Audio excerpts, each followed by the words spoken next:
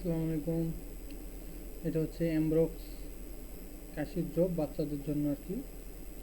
তো এটার উপাদান অর্থাৎ জেনেরিক নেম হচ্ছে এমব্রক্সল হাইড্রোক্লোরাইড। এটা পেডিয়াট্রিক ড্রপস অর্থাৎ শুধুমাত্র বাচ্চাদের জন্য। তো এটার পরিমাণ 15 মিলি। এই বাচ্চাদের এমব্রক্স বা এমব্রক্সল ড্রপগুলো 15 মিলির হয়ে থাকে।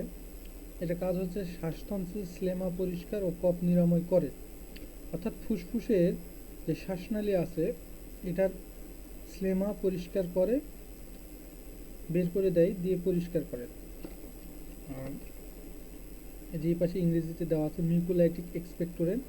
এক্সপেক্টোরেন্ট অর্থাৎ হচ্ছে এক্সপেল করে, বের করে দিয়ে পরিষ্কার করে। আর এই যে এখানে প্রাইস দেওয়া আছে দেখতে পাচ্ছেন, এই যে 35 টাকা।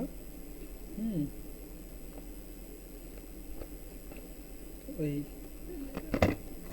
এটার ডোজ হচ্ছে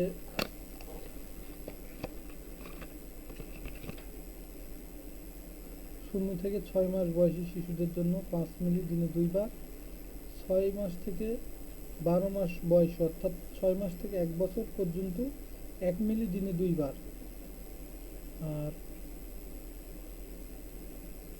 1 থেকে 2 বছরের শিশুদের জন্য 1.5 মিলি দিনে 2 বার।